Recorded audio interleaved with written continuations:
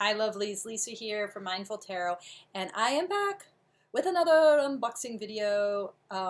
Yeah, I've kind of, I think, gone over the deep end here. Um,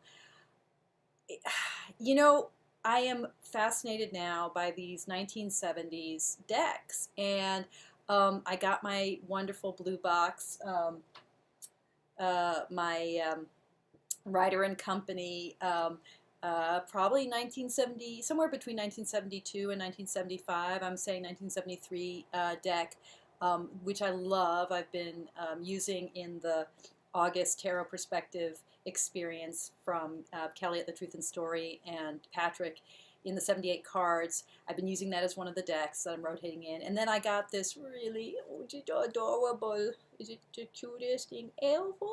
I think it's the cutest thing ever. Okay, I'll stop talking like that. This wonderful, U.S. Games System little box. I'm thinking around 1973. Definitely not the first printing, but it can't have been later than 75 because there's no copyright. And also the address that's on the little white book. The really, really little white book is this teeny tiny little white book. But I'm still kind of interested in the full-size U.S. Games decks of that early genre, and sort of playing around on eBay. And I wanted, in the process of exploring getting those decks, in the process of doing that, I'm also kind of curious just in these earlier editions, what the deck was like in the early 80s, for instance. And I kind of want to like get a whole bunch of them. They're not, if you shop right on eBay and Etsy, they're not super expensive. And I just want to see how this imagery evolved, how the just the vagaries of printing and cardstock. And I'm also just really interested in trying to learn more about what's called points in the world of like book publishing, where you're just figuring out, is this a first edition, is it not? Like, what are the things that you can tell from looking at a deck online, finding out information? What can you tell that will let you know the provenance, where it came from, when it was published, etc. Anyway, all that's totally fun and interesting, and I'm just obsessed. I'm obsessive. What can I say? Anyway, so I am unboxing today.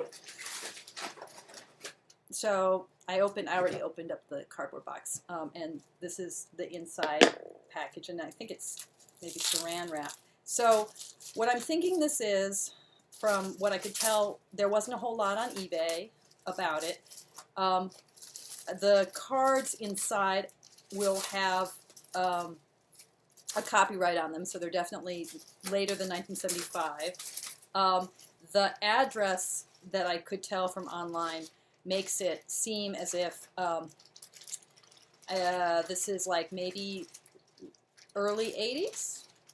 I don't know. Here's the deck, and it's in really good shape, and it wasn't very expensive.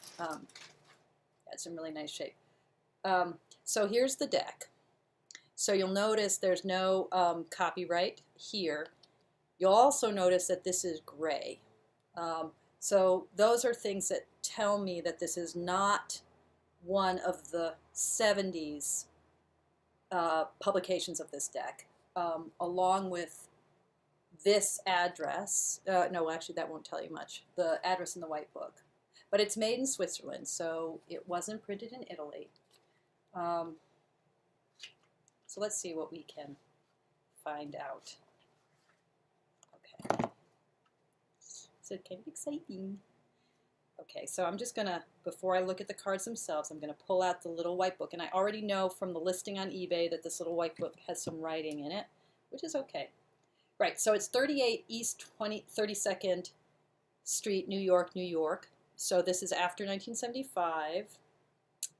And I think somewhere between the 1980s and 1990, between 1980 and 1990, that was the address.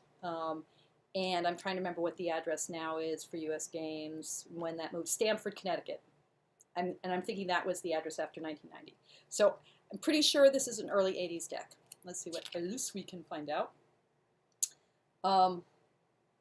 And I am thinking, I don't know if I'm right in reading this, But if you see, sorry, I'm so bad with left and right.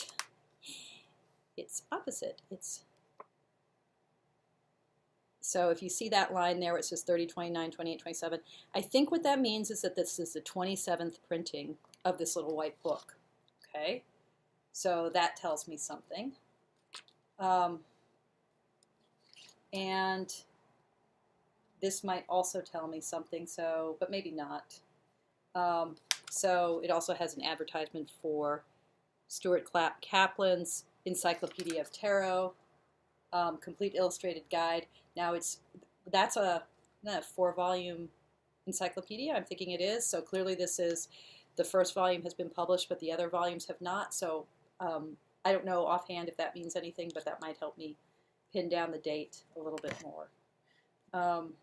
What else? Other things to note. This isn't in boldface. That's what they call a point. If Pamela Coleman Smith's name is in boldface, that marks the deck as later.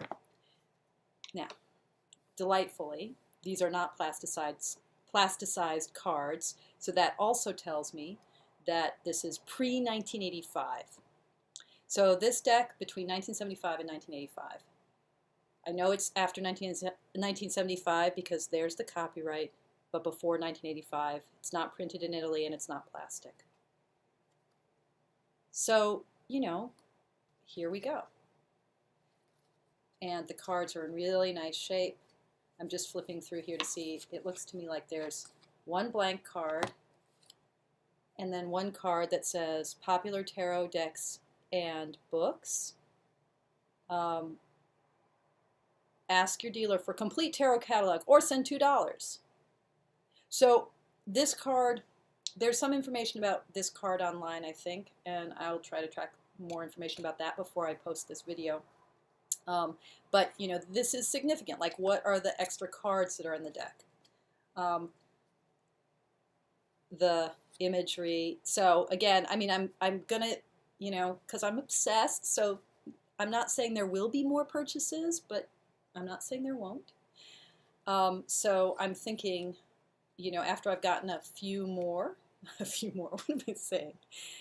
At some point in the not so distant future, I will post a video, I mean, because it's interesting to me and maybe to somebody besides me, looking at how the imagery, you know, how the colors and the lines, and the detail, how these compare across these decks. One of the things you hear is that as US Games takes it over time, just the reproductions start to suck. And surely, you know, I mean, if we look at, I don't even own a recently produced regular Rider-Waite-Smith plaid-back deck. I have the Pamela Coleman Smith Centennial, but I don't own the regular plaid-back. I own the Albano weight deck, which is really, I mean, it's the same cardstock. I use that word loosely because it's plastic. I own the Universal weight, which is also plastic. I don't mind that one as much, but that plasticky stuff, you know, the reproduction, clearly now we're at a place where the line art has really degenerated, like a Xerox of a Xerox of a Xerox of a Xerox. But how did that process unfold? Was it really sudden? If you see here, the streaks in the clouds are still visible. I hadn't ever seen those before I got the blue box deck, but it seems like these are still pretty visible, maybe not as visible as the blue box.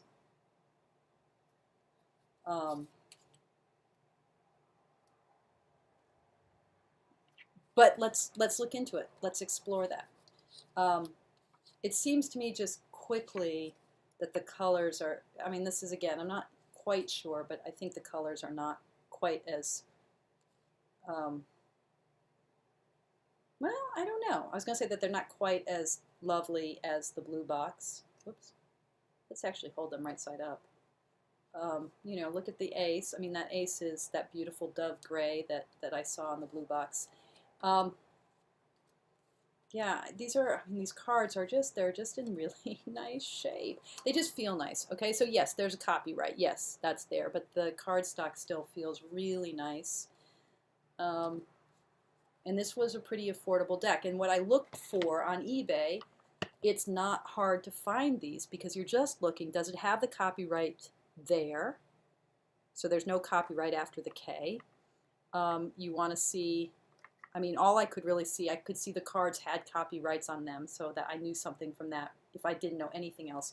I was also making sure that this wasn't bold-faced, and I was interested in it being New York and not Stamford, Connecticut. So these were things I was looking for, but mostly what I was looking for was there not being a copyright after the K. And that itself was enough for me, just on the basis of that alone in the eBay listing, to think that I would be getting a deck that was vintage enough that the cardstock would be lovely and the coloring and line art would be pretty nice. And then for my purposes, which are to be able ultimately to compare and to think about the way this deck evolves over time and this history, this early 70s, 80s history of the transmission of tarot, its evolution for the Aquarian Age, all that, this would be an option. Yeah, no, I am thinking that the blacks are not as rich as the blue box deck, but I'll do a comparison video. So I'm waiting here to see what the Fool looks like. You know, as always, I'm kind of obsessed. Yeah, no, this is definitely not a blushing Fool deck because the High Priestess is not blushing. But I'm now thinking that the blushing Fool decks are all those early 70s decks. Or that's when you find them. I don't know if that's accurate, but that's my story, and I'm sticking to it. I'm just going through these to find the Fool. Yeah, so it's not a blushing Fool, for sure. Anyway, there we go. The latest in my, I really, you know, the Emperor is one of my birth cards. I really like the Emperor as I'm seeing him in these vintage decks. I like the coloring and the orange. I mean, it doesn't hurt that orange is like my favorite color. Okay, there you go, folks. Lisa going a little bit over the edge with her little bitty wee tiny obsession. The obsession within the obsession. The obsession within the obsession of tarot. The obsession of the vintage. Anyway, lots of fun. Take good care. Bye. Hi again. I've just spent the last half hour or so doing some more research, and I'll continue to do research and clarify some of this, but I have some information that helps me more clearly refine the dating of my latest baby, whoops, which just now fell all on the floor, but my latest yellow box U.S. Games Rider-Waite. So, a couple of things I wanted to point out that I didn't point out in the box that are useful to notice. So notice that there's an ISBN number, but there's no ISBN label. I can't find when this started to be printed on the box. ISBNs came into use around 1970, so I'm not sure if that's helpful information or not. But certainly later editions have the ISBN on the bottom. I don't know when that starts. Something that I'd be curious if anyone else knows. Another thing that I want to point out, now this is 27th printing, it's also that the paper changes, so that might be significant or not. But here's the information I got. So when I look at this extra card, you know, I said earlier there's a white card and then a card here. So this lists some popular tarot decks. It also lists some popular books, and as I said before, it talks about the Encyclopedia of Tarot, and I misread it. I said it was only listed, it didn't list the volume number, but it does. Now, Volume 1 was published in 1978. Volume 2 was published in 1986. Volume 3 was published in 1990. It also mentions the Barbara Walker Tarot as one of the tarot decks, popular tarot decks. And then there are more decks that are listed on the back here. That's a little bit harder to date tarot decks because it also lists the medieval Scapini. And according to the inner tubes, that wasn't published until 1991. But I know that's too late for this deck because by 1991, Volume 3 of the Encyclopedia of Tarot had already come out. That's not listed either in the White Book or here. Also, roughly around 1990, I'm not sure exact date, but around 1990 is when U.S. Games moved from New York City to Stamford, Connecticut. Okay, this deck published between 1986 and 1990. Now, the information I have on the internet keeps saying the decks become plasticized around 1985. Clearly that's not accurate because this has got to be at least a 1986 deck. It's not plasticized. I am thinking, though, that probably the plasticizing happened in the late 80s. I am thinking 1986. That's my story. Again, I am sticking to it. Okay, enough for now. And please, if you have more insight, down below, comment. Thank you.